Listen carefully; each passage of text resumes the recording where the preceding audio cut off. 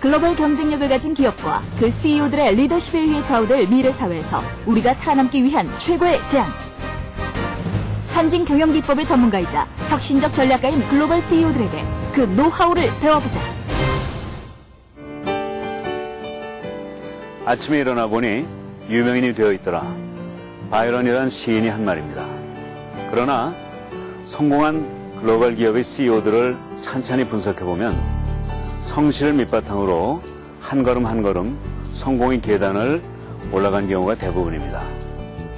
오늘 조동성이 만난 글로벌 CEO에서는 평범한 샐러리맨에서 글로벌 기업의 오너로 우뚝 서신 필라코리아의 윤윤수 사장을 만나보겠습니다.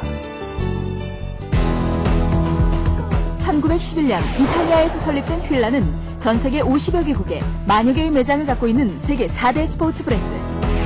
많은 스포츠인들의 사랑을 받아온 세계적인 브랜드 휠라가 지난 1월 새로운 도약을 시작했다. 바로 국내 자회사인 휠라코리아가 모 회사를 인수, 휠라가 한국 브랜드로 새롭게 태어난 셈이 된 것이다. 국내 지사가 다국적 기업 본사를 인수한 첫 사례를 남긴 것. 해외 시장을 개척하는 새롭고 혁신적인 휠라의 경영 방식은 글로벌 경쟁 시대에 어려움을 겪고 있는 국내 기업들에게 큰 자극이 됐다. 이 중심에는 과학적인 투명한 경영으로 세계인의 마음을 사로잡은 윤윤수 회장이 있다. 30여 년 전 평범한 샐러리맨에서 세계적인 브랜드 휠라의 CEO에 오른 윤윤수 회장. 그는 자신에게 주어진 기회는 절대 놓치지 않는다는데. 불패의 신화라고 할 수 있을 것 같아요. 그러니까 회사를 경영을 하시면서 많은 어려움도 계셨는데 고난과 역경을 딛고서 한 번도 회장님이 뜻하신 바를 못 이룬 적은 없는 것 같아요. 성실과 열정이라고 생각합니다. 저희 회장님께서는요, 어떤 직원들보다도 먼저 회사에 나오셔서 회사를 쭉 둘러보시고요. 또 저희들보다도 휠라 제품을 더 사랑하시고요. 직원들을 정말 자식들처럼 이렇게 아껴주시는 그 성실한 마음이 가장 본받고 싶은 점이고요. 진정한 리더십은 모범에서 비롯된다고 믿는 윤윤수 회장. 정직과 성실을 바탕으로 한 그의 우직한 경영 방침은 많은 사람들에게 신뢰를 안겨줬다. 글로벌 기업 한국지사 CEO에서 휠라 스포츠의 주인으로 회사보다 더 유명한 스타 CEO가 된 윤윤수 회장. 자신의 이름 석자가 브랜드가 된 윤윤수 회장의 특별한 리더십을 만나보자. 안녕하십니까. 조동성이 만난 글로벌 CEO. 오늘 그 휠라, 이젠 필라코리아가 아니라 휠라의 총사령관을 맡고 계신, 그리고 또 한국적으로 표현해서 오너이신 윤윤수 회장님을 모시도록 하겠습니다. 감사합니다. 반갑습니다. 네. 우리 휠라라는 그 상품이 네. 스포츠계에서 또 많이 알려져 있고 또 요새 여러 분야로 이제 확장이 되고 있습니다만 한국에서는 아마 휠라보다도 더 유명한 게 바로 윤윤수라는 이 세 글자, 우리 윤 회장님의 성함이 아닌가 생각되고요. 휠라가 윤윤수라는 브랜드가 워낙 높기 때문에 같이 따라가는 게 아닌가 하는 생각이 드는데 그런 거 알고 계셨습니까? 글쎄, 그렇게까지는 잘 몰랐고요. 하여튼 제가 기억으로는 1994년도인가 그때인데 제가 원해서라기보다는 국세청에서 그 당시에는 뭐 봉급받는 거 막 발표하고 그랬었어요. 신문에다. 그렇죠. 네. 그래가지고 제가 1994년도가 처음으로 100대 그 인컴 소득자 발표에 제가 한 88위로 등재를 했어요. 예. 그러면서 이제 조선고사 뭐 같습니다. 기자가 집중적인 취재가 나와가지고 그때부터 어떻게 자꾸 이제 얘기가 돼가지고 어떻게 하다 보니까 그렇게 됐습니다. 예. 사장님은 자산으로 돈을 버신 게 아니라 개인의 능력 하나 가지고 월급으로 그랬어요. 바로 그게 윤 사장님을 네. 그 당시에 네. 다른 모든 그 돈 잘 버는 사람하고 그 구별하고 차별화시키고 그게 우리 사회의 가장 바람직한 그런 모습으로 자리매김하게 되신 거 아닌가 생각됩니다. 그때 기분이 어떠셨어요?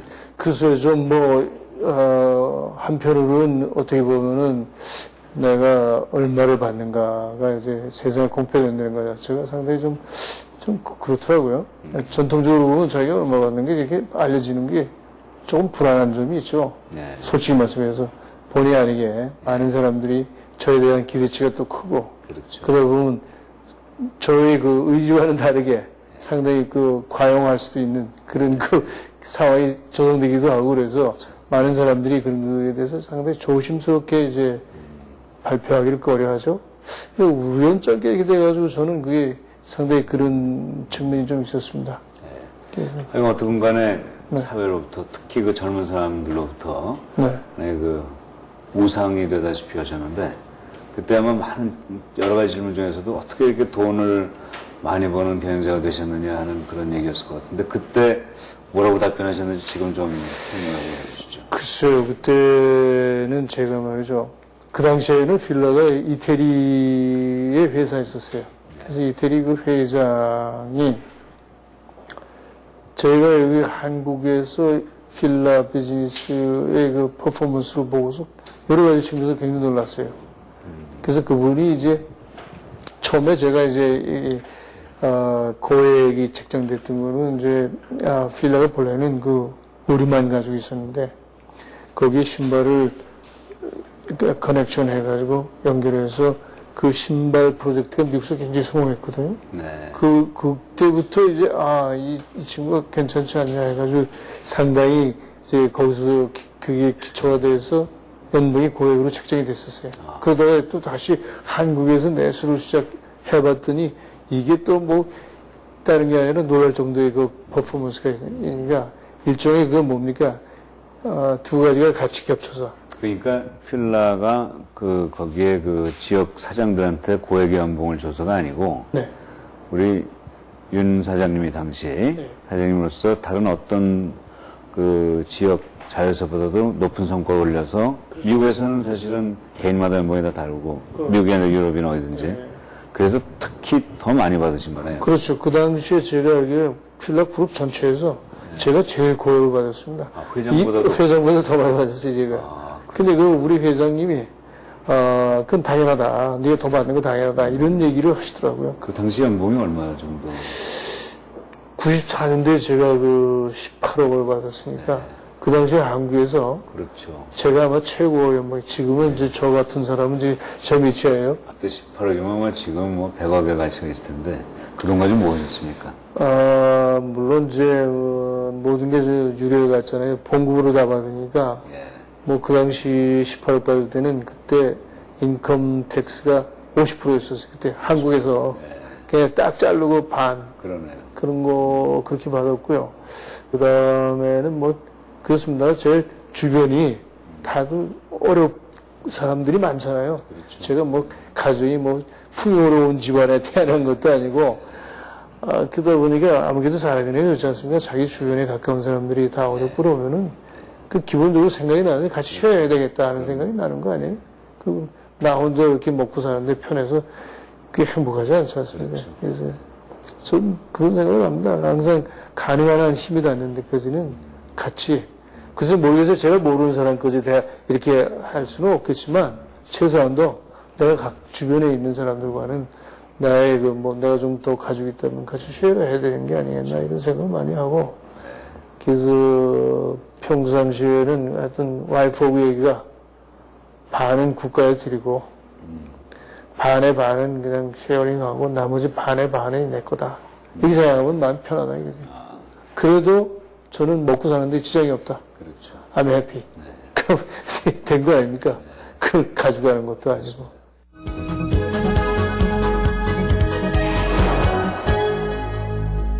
근데 사실 윤 회장님은 그러한 그 고액 소득자로서 한국 사람들을 한번 깜짝 놀라게 했습니다만 사실 그보다 더 크게 우리 사회에 충격을 주신 건 그 필라 코리아의 저희 그 지사장과 같은 역할을 하시다가 필라라는 본사를 인수한 거기서 한국 사람들에게 우리도 이제 밤낮 외국의 지배만 당하는 그런 경제가 아니라 우리가 세계의 경제를 지배할 수도 있는 그런 그 가능성이 있구나 하는 그 자신감을 불러일으키신 그래서 그건 전 정말 첫 번째 사건은 한국 내에서의 사건이지만 두 번째 일으키신 사건은 한국을 세계 무대에 각인시킨 더 큰 의미가 있는 일이라고 생각하거든요.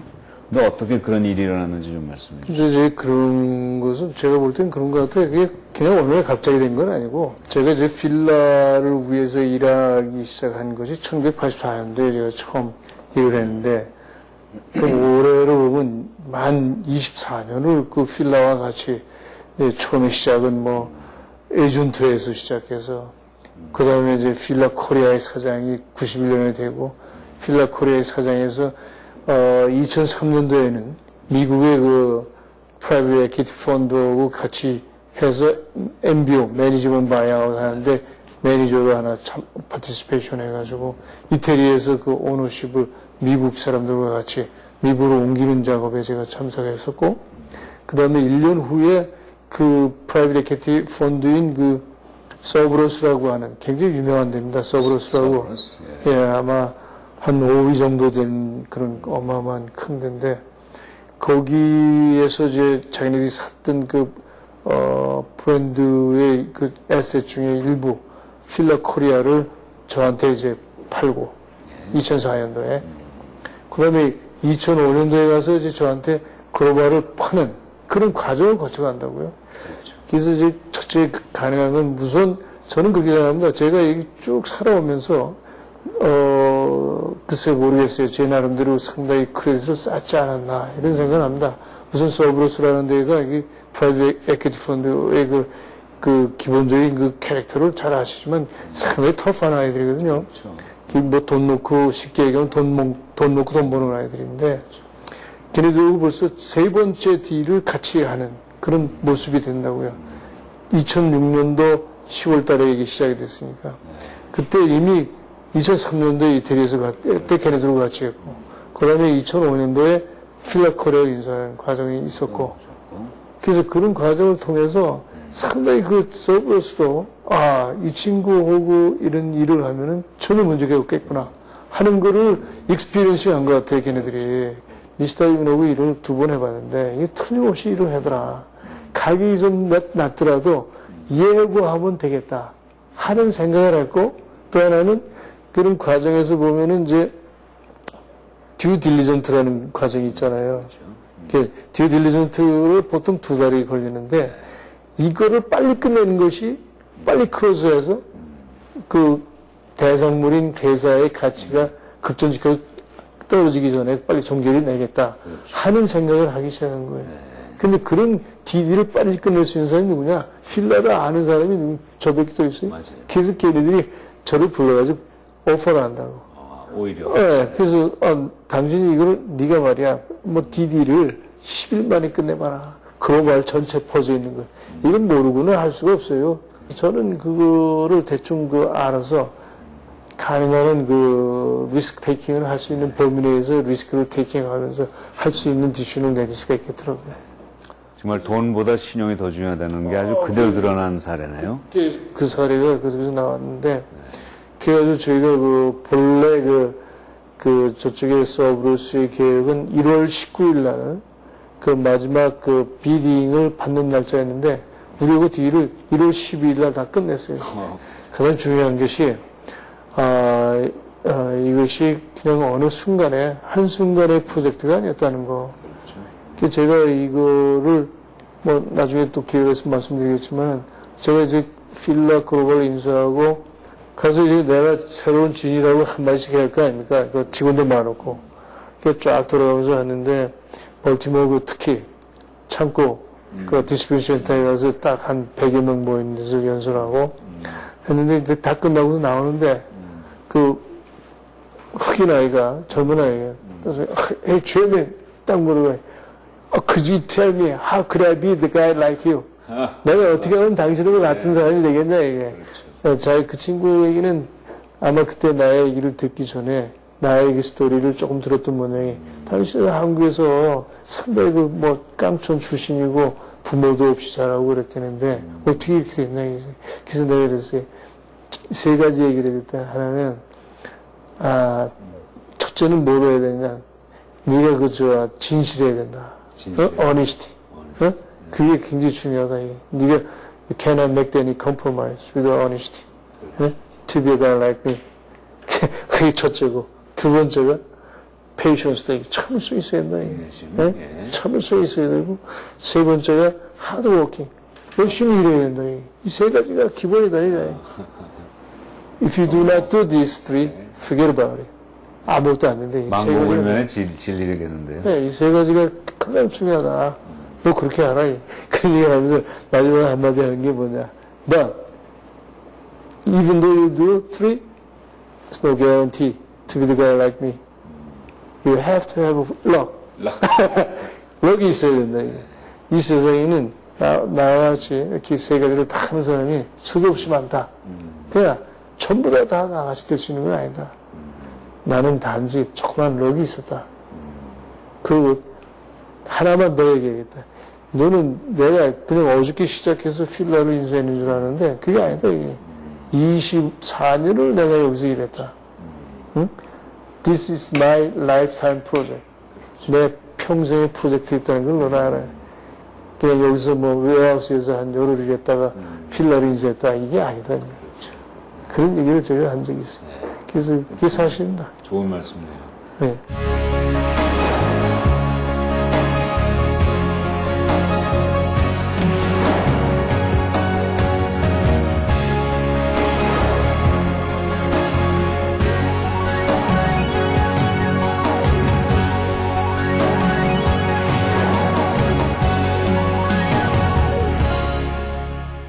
지금 이 시리즈의 그 12분 한 분 한 분을 보면은 네. 다 이제 성공하신 분인데 어느 한 분도 네. 부모님한테 받아가지고 시작한 사람이 하나도 없어요. 하나도 있죠. 전부 밑바닥에서 시작하신 분인데 네. 이분들이 가지고 있는 공통점이 있더라고요. 네. 그러니까 제 주변에 또 뭐 이렇게 받아가지고 시작한 분들이 있는데 그 차이점은 뭐냐면요. 네. 단단하세요. 그러니까 이렇게 없이 자기가 스스로 만드신 분하고 뭔가 받아가지고 시작한 분 사이는요. 이 두 번째 그룹에게는 뭔가 이렇게 약간 어설픈 데가 있고 네. 약간 불안한 데가 있는데 네. 이 스스로 시작한 분들은 뭐 어디 빈틈이 없으세요. 감사합니다. 근데 제가 사실 잘 몰랐는데 네. 이렇게 우리 윤 회장님 뵐 때는 아주 귀공자 같으시고 아주 그 인생이 참 밝으셔가지고 네. 그러니까 어려운 인생을 사셨다는 건 저는 지금 처음 알았거든요. 그러세요? 네, 근데 아니 뭐 가볍게 들었지만 그렇게 심각한지는 몰랐는데 제가 사실은 어머니가 안 계셨어요. 어머니가 저를 낳고서 100일도 안 돼서 돌아가셨어요. 어머니는 모르고 자랐고, 그랬군요. 네, 우리 아버님이 고등학교 2학년 때 돌아가셨고, 뭐 아버님 옛날에 농사 짓은 분이니까 저 화성군 비봉면, 네, 거기서 농사군의 아들입니다. 그럼 정말 우리 대한민국의 수많은 젊은이들이 네. 지금 이 프로그램을 시청하고 있지만 네. 아마 그 평균보다 훨씬 그 열악한 상황에서 시작하신 거네요. 정말 우리 윤 회장님의 이 소위 석세스 스토리, 성공담은 정말 수많은 네. 우리 윤 회장님보다 훨씬 좋은 조건을 가지고 있는 우리 시청자들에게 큰 교훈이 되고 교육이 될 것 같습니다. 감사합니다.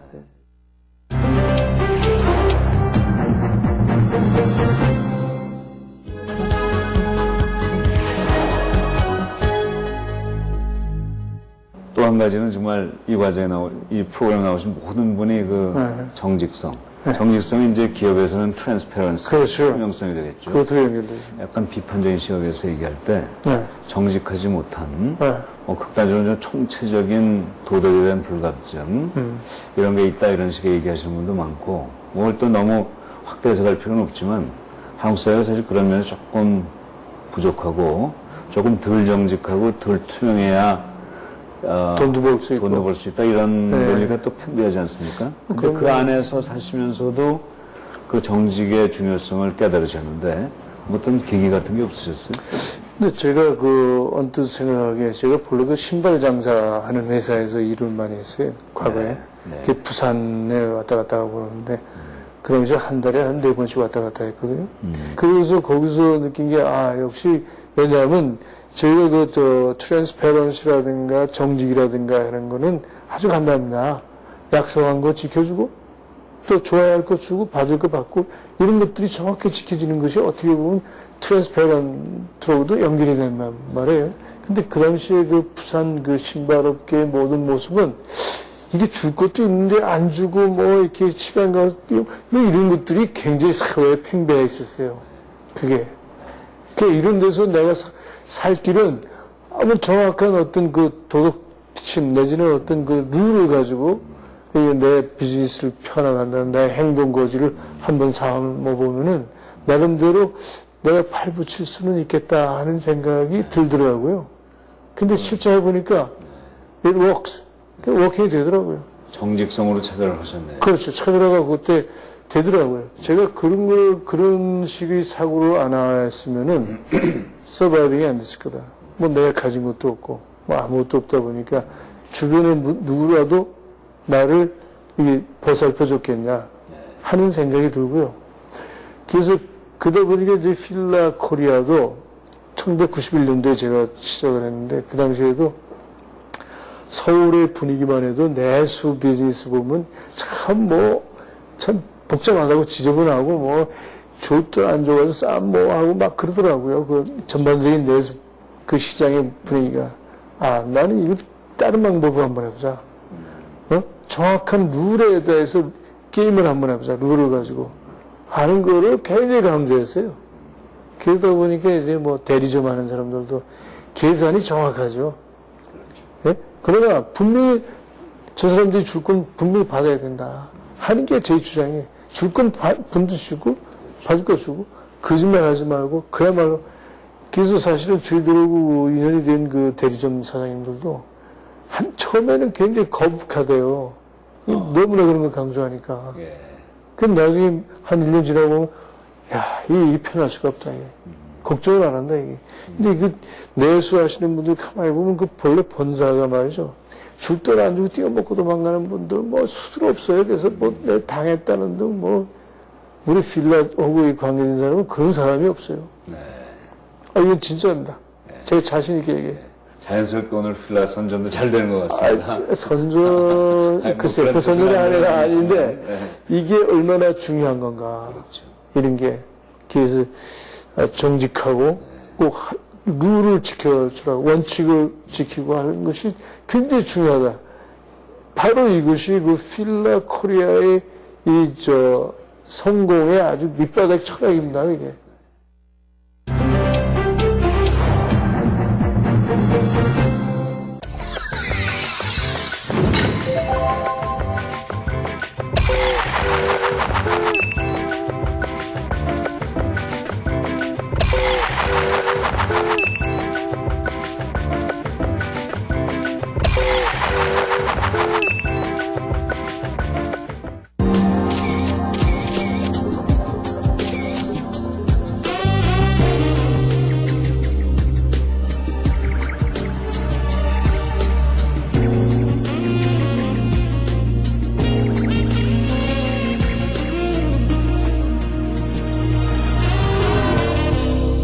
Business N.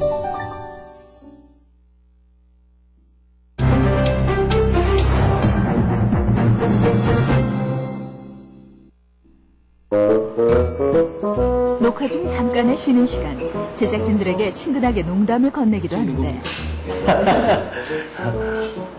많이 와요. 2대 뭐 이런데 카메라가 벌써 뭐.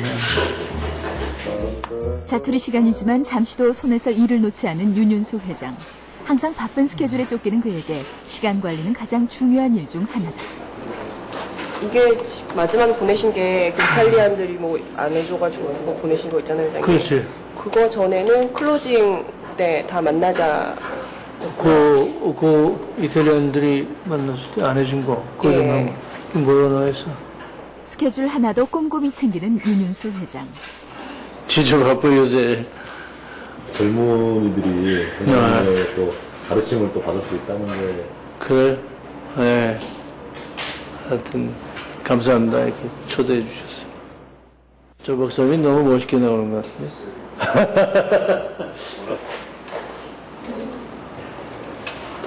나는 이거 바르면 말이야. 이거 또 나중에 세수하고 그래서 나 딱 지색이네.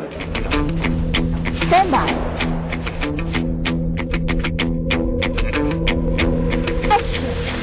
정직하고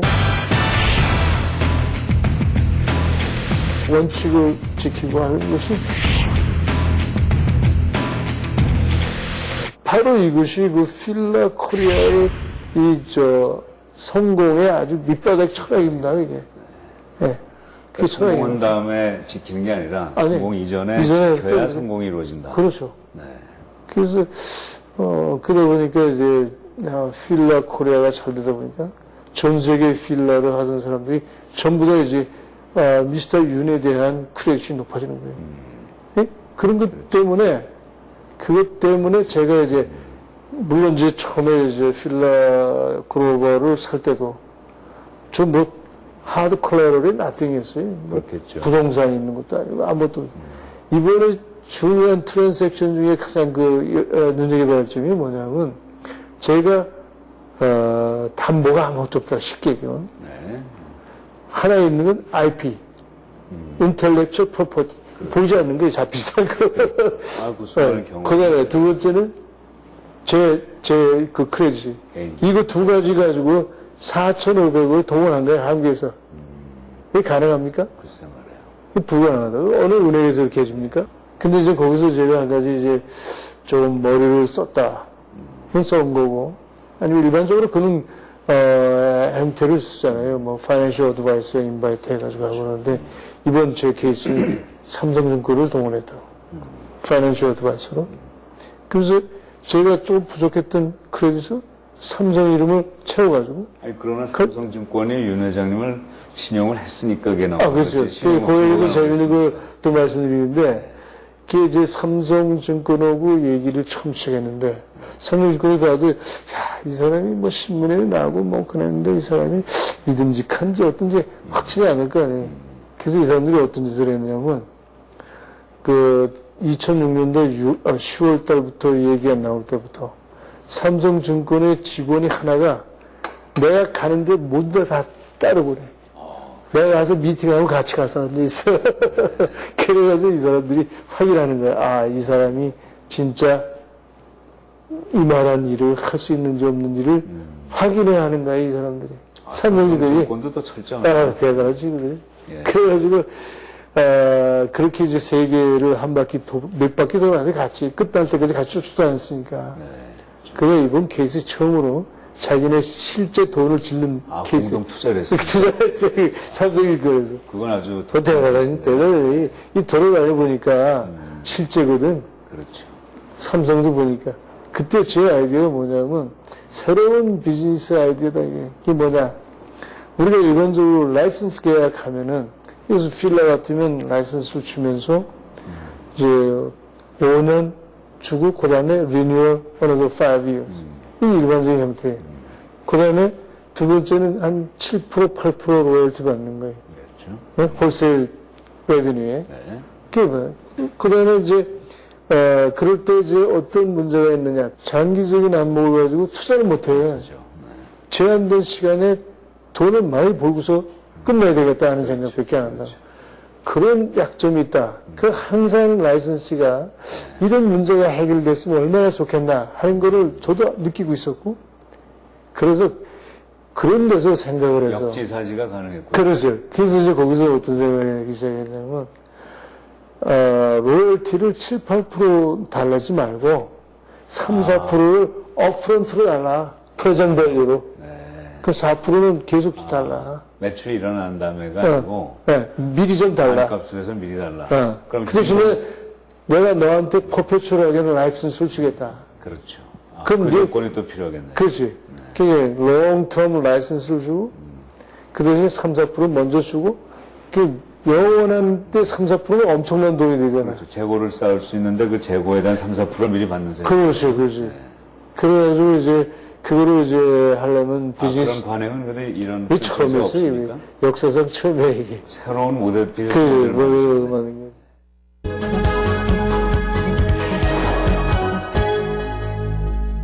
제가 이제 젊었을 때는 이제 한국에서 생산되는 제품 들고 뛰어다니면서 물건 팔아가지고 이제 좀 돈 좀 벌고, 그 다음에 이제 뭐 그 다음 단계에 가서 1900년대에 와가지고 이제 아까 말씀드렸지만 필라 같은 어떤 디스트리뷰션 쪽에, 응?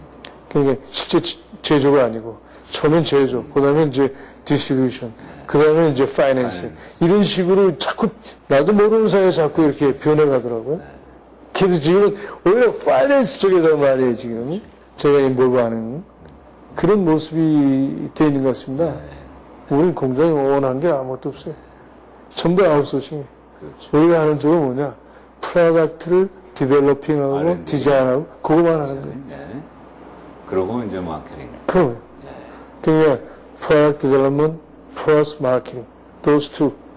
그러니까 지금 필라, 윤 회장님의 필라의 관계가 처음에는 manufacturing based 컴퍼니에서 네. distribution based 컴퍼니로 갔다가 파이낸스. 이젠 파이낸스와 어떻게 보면 트러스트 베이스드 컴퍼니로 갔다가 그래서 M&A 비슷하게. 궁극적으로 어디로 갈까요? 글쎄, 제가 어디로 간다고 지금 예측은 못하겠는데, 좀 더 이제 이쪽에서 더 진행이 되겠죠? 지금 현재로 봐가지고, 기업의 형태로 봐가지고, 상당히 그 파이낸스가 어떻게 보면 정점에 와 있다고 보지 않겠어요? 그렇죠. 그 다음에 뭐 또 간다면, 뭐, 혹시 모르겠어요. 무슨 뭐, 요즘에 나오는 뭐, 워렌 버핏이나 이런 것처럼 뭐, 주식 투자나 뭐 이런 쪽으로, 뭐, 이볼브 될 수 있지 않겠나. 제가 감히 말씀드린다면 뭐 honor, social contribution 그렇죠. 이런 쪽으로. 그런 쪽으로 그렇게 되겠죠. 이제 거기서 대부분 그런 사람들이 엔드파는 데스티네이션이 그거라고요. 바로 그거죠. 예. 그 뭐, 이게 많이 해서 사회에 뭐냐 이거지. 그렇죠. 그런데 대한 퀘션이 나오기 시작한다고. 우리 고등학교 때 배운 그 소위 그 마슬로의 욕구 단계설이라는 거 있지 않습니까? 네. 생존, 그래서- 안정, 네. 참여, 존경, 마지막엔 자아실현하네요. 그렇죠. 그러니까 우리 윤 회장님도 진정한 의미에서 이제 자아실현만을 물론 지금도 좀 더 가야겠죠. 과정이 지금 뭐 아무것도 가는 그래도 것들은. 이제 그 방향을 해서 가시는. 그러죠. 네. 그렇게 되지 않겠어요? 바로 지금 그 점이 네. 우리 사회의 젊은이들에게 예. 우리 윤 회장님이 제공해 주실 수 있는 제일 큰 메시지가 아닌가 하는 생각이 드네요.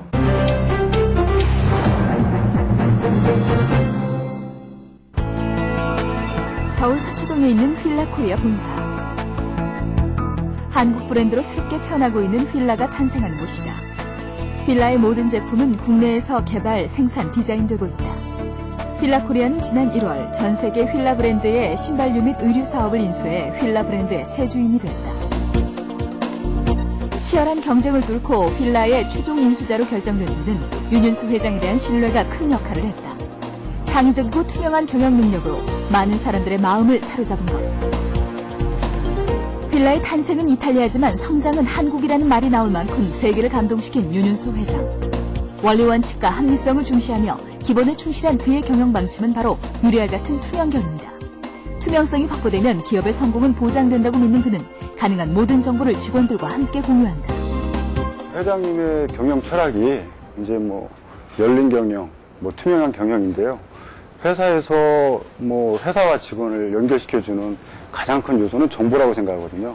근데 이제 정보의 공유를 강조하시는데 그거를 회사에서 몸소 실천을 하시죠. 언론뿐만 아니라 회사에서도 뭐 시시콜콜하게 회사에서 벌어지고 있는 모든 일을 다 정보에 공유를 하려고 노력을 하십니다. 투명 경영을 강조하시는데요.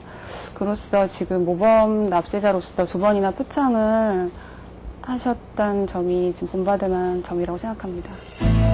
노블리스 오블리주를 몸소 실천하며 자신이 버는 돈의 2분의 1은 국가에, 그리고 나머지 4분의 1은 사회에 귀속시키는 것이 당연하다고 생각하는 윤윤수 회장. 그는 모범 납세자로서 2번이나 선정돼 대통령 표창을 받기도 했다. 일단 거짓말하지 말라. 둘째, 포기하지 말라. 또 성실하게 살라라는 그런 말씀을 자주 저희들한테 해주고 계십니다. 좋은 지휘자라고 생각을 합니다. 좋은 지휘자가 있기에 훌륭한 연주가 되는 것처럼 회장님이 항상 강조하시는 정직, 인내, 성실을 바탕으로 회사의 모든 직원이 그 훌륭한 연주를 할 수 있게끔 항상 뒷받침해 주시는 것 같습니다. 남들보다 더 노력하고 쉽게 포기하지 않는 사람이 승자가 된다고 말하는 윤윤수 회장. 그래서일까 휠라 직원들은 우직함과 성실함이 몸에 배어있다.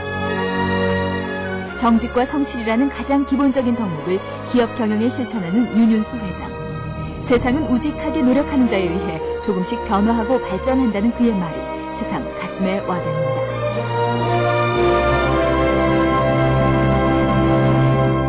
시간이 많지 않은데 이제 한두 가지만 좀 말씀해 주시면 좋겠는데요. 예, 지금 이제 우리 너무 좀 공적인 얘기했으니까 네. 이렇게 하시면서 자녀 교육이나 이런 데서도 자녀들한테 많은 가르침을 주시려고 하실 텐데 네. 어떻게 자녀 교육을 하십니까? 글쎄 제가 따로 이렇게 우리 애들을 교육시키려고 하는 노력은 한 번도 못 해봤어요. 사실은 생활이 굉장히 바쁘다고요. 그러셨겠죠. 계속 여행도 많으셨어요. 네. 집에서 뭐 거의 밤밖에 안 자고 그러니까. 그래서 늘 그런 애들하고 같이 할 시간이 없었고요. 우리 애들이 이 아빠가 모르지만 하여튼 열심히 살려고 하는 것 같다 하는 건 느끼는 것 같아. 근데 저는 그렇게 생각하는데 우리 애들이 아빠를 보고서 그걸 느꼈다면 상당히 난 성공했다고 생각합니다. 애들 교육하는데 난 모르겠어요. 성공의 기준이 어디에 있는지 모르겠는데 최소한도 그렇게 열심히 사는 아빠의 모습에서 뭔가 얻었지 않았겠나. 내가 뭐 굳이 이게 좋고 저게 좋고 이런 가르침을 주진 못했지만 걔네들이 볼 거 아닙니까? 어떻게 자기 아빠가 살고 이걸 인생을 이렇게 헤치고 나가고 하는 걸 볼 거란 말이에요. 그러면 그것이 더 큰 교육이 아니겠나 이런 생각이 들죠. 그러니까 말로 가르침이 아니라 직접 몸소 실천하심으로써 그 가르침을 주시는. 보는 거예요, 보는 거게. 뭐 집에 가서 항상 바쁘고 뭐 그렇죠. 해외와 뭐 연락하고 뭐 통화하고 하는 걸 보면은 그런 걸 보면서 느끼겠죠. 애들이. 그럼 이 자리를 빌어서 좀 우리 한국의 젊은이들에게 네. 후배와 아들, 딸 같은 분들에게 한 말씀 좀 해주시죠. 글쎄, 제가 보기에는 뭐 역시 제가 얘기할 수 있는 건 제가 경험한 거, 또 제가 살아온 길, 이거에서 벗어날 수가 없을 것 같은데요. 역시 아까 제가 미국 우리 회사의 디스트리뷰션 센터에서 일하는 흑인 아이한테 얘기했던 얘기는 뭐 상당히 좋은 얘기 같아요. 그렇죠. 예, 그래서 한국의 젊은이들에도 똑같이 적용될 수 있는. 정직하게 살아야 되고, 그 다음에 기본은 하든 열심히 해야 된다. 인내심이 있어야 되고. 그건 너무 급해가지고, 그렇죠. 그런 거죠. 운이 있는데 참 운은 어떻게 하죠, 근데? 글쎄, 그거는 운은 만들 수가 없을 것 같아요. 네?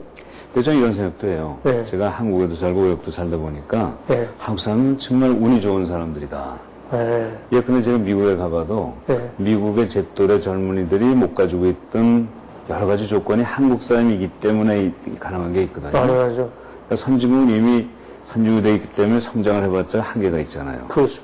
근데 한국은 그 성장의 단계에 있었기 때문에 네. 그 선진국의 국민이 못 가지고 있는 그런 기회가 있었던 거죠. 네. 지금 또 성장은 많이 좀 성숙돼 있지만 나름대로 또 우리가 가지고 있는 한국인이기 때문에 가지고 있는 그런 운. 지금 말씀을 잘 하셨는데, 제가 저도 젊었을 때 이런 유혹이 있었어요. 제가 주로 외국 회사에서 일을 많이 했거든요. 그러시죠. 근데 외국 회사에서 있을 때 외국 비즈니스맨들이 와서 저한테 여러 번 오퍼를 했다고. 한국에서 살지 말고 미국 가서 같이 일하자. 이런 오퍼를 많이 받았어요. 근데 제가 생각할 때는 미국에 가는 것이 쥐약 먹는 것 같은 케이스가 아니냐. 쥐약 먹는 케이스. 무슨 얘기냐. 네. 미국에 내가 갔을 때는 그 사람들이 나를 그렇게 필요치 하지 않을 거다. 그렇죠. 나야 어차피 네이티브 통도 아니고, 언어에서 뒤질 거고. 그렇죠. 내가 뭐가 필요하겠는가 하는 저거 한번 생각해 볼 필요가 있겠다. 오히려 내가 여기에서 자리를 잡음으로써 나의 필요성, 가치, 밸류가 유지되는 게 아니겠나. 그렇죠. 그 생각 진짜 했어요, 저요. 그래서 안 갔어요, 내 이미는. 그러시네요. 근데, 그때 만약에 간 사람이 많아요, 내 주변에. 네.